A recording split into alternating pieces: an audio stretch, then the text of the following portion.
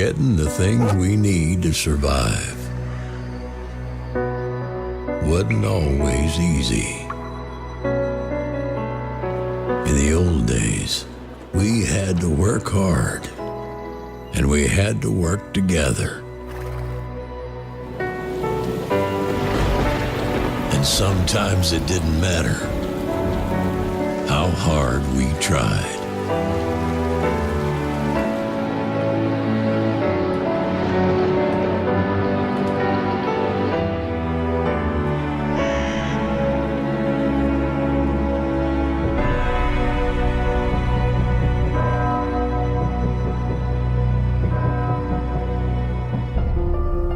But when farms became villages,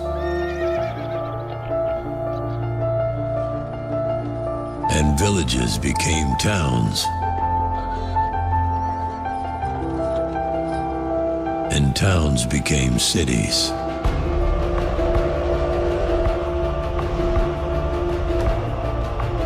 we could stop thinking about making it through the winter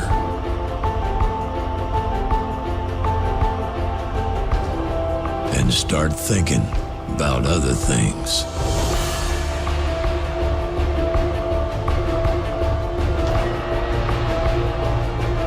And other places. That's one small step for man, one giant leap for mankind. We ran cables underneath the ocean, put satellites into outer space, and everybody got connected.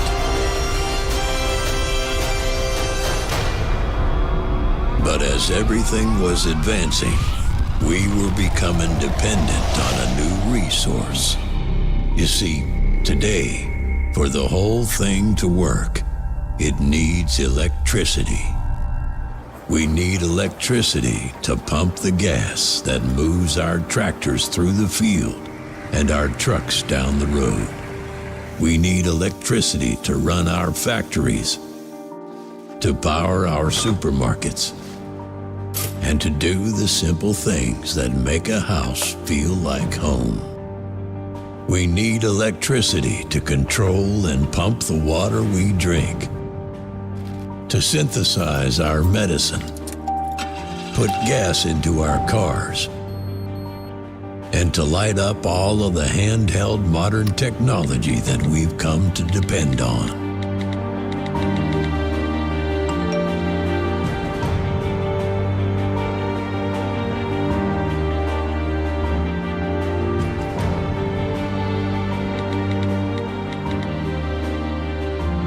Which means that if something were to shut down the electric power grid,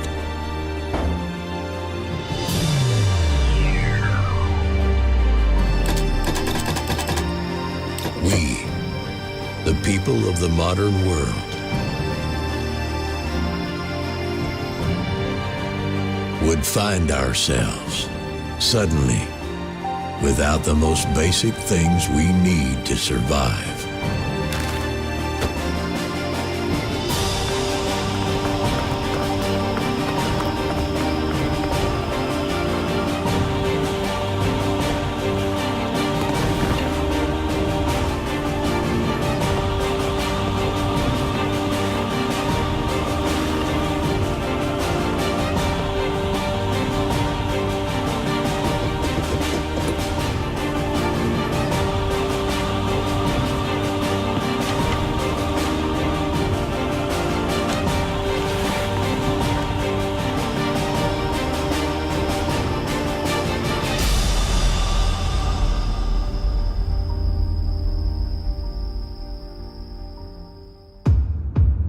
Everybody knows about how we are affected by dangerous weather on Earth. But not many folks know about how we are affected by dangerous weather on the sun. A solar storm is a star quake. It's a powerful burst of energy that comes from the sun.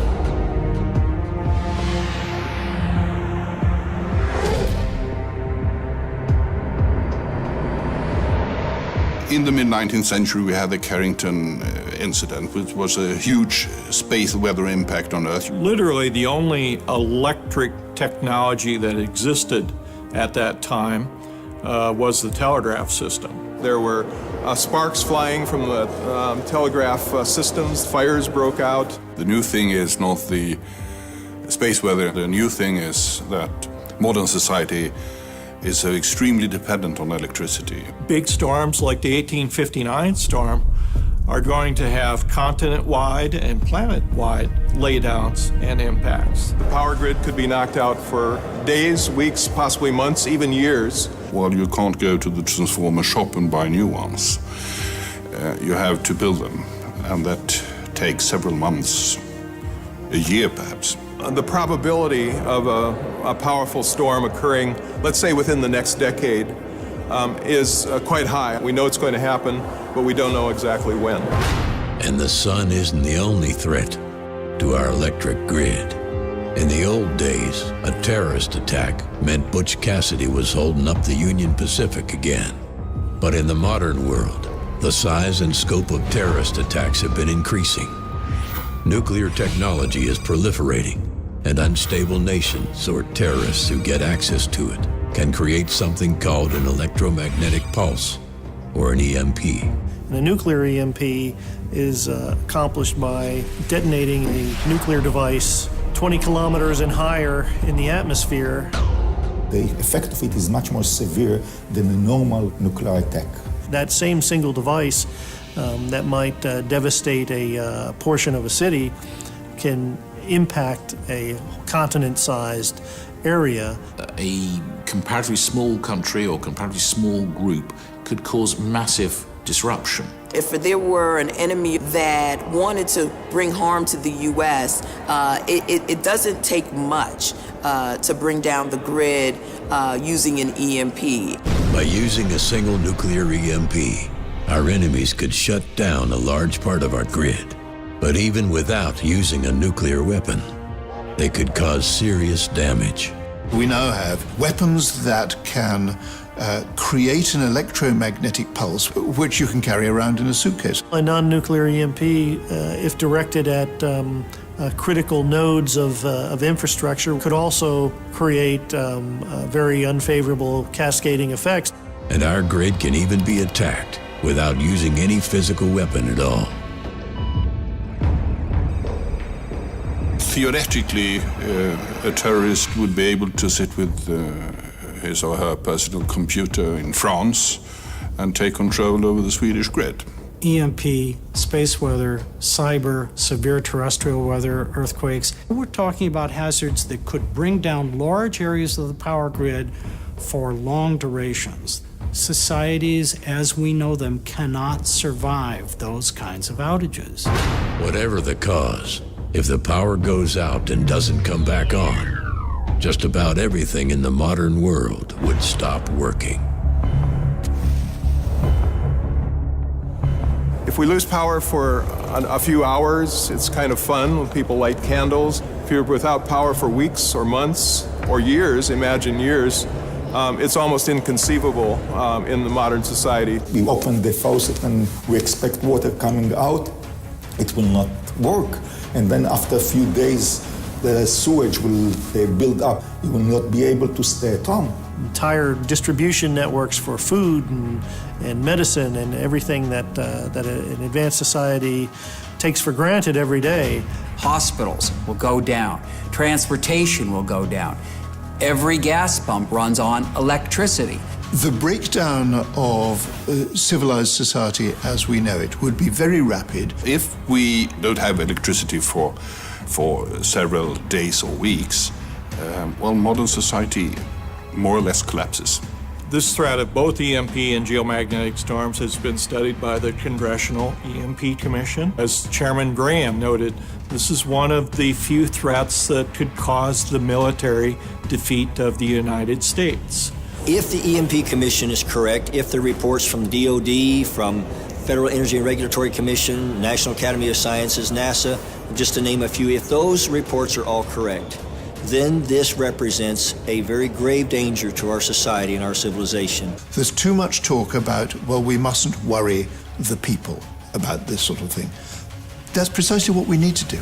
We have to get beyond the idea that it's imaginary and recognize that it's real.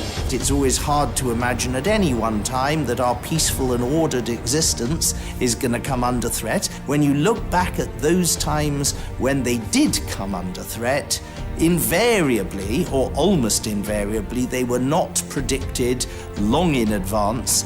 Throughout history, there has always been a moment in the life of every problem where it was big enough to be seen and still small enough to be addressed. That's the window we are in today. So in the same way we put our minds together to build this new high-tech world, in order to ensure its future, we now need to put our minds together to protect it. To evolve the grid to something that's more survivable, one has to protect the major components. The 10 or 20% of things that we really need to protect.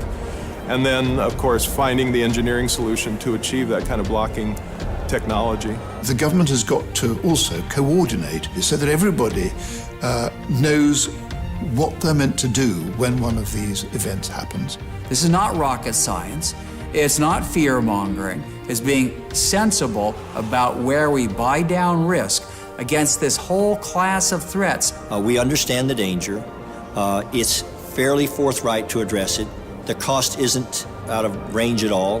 When we went out and started looking internationally, what we found was rather surprising. Some countries have really taken some very significant steps in addressing these. So if we can share information, we're all going to be able to accelerate the process. We need the best ideas from the best minds throughout the world. This is a human-scale problem that needs human-scale solutions. I see great strides in Israel, in the UK, and now in the United States. The Prime Minister of the United Kingdom was asked whether he felt there was anything that had been left out of the national security strategy. The first thing he said was that he was worried about our vulnerabilities to EMP and solar weather. The United States has issued new guidance to the energy utilities. Israel has begun to do some really serious work. We're starting to see the kind of leadership that's needed, but we haven't gotten near the threshold yet that we need to get to. Countries typically are poor at dealing with predicted threats before they hit.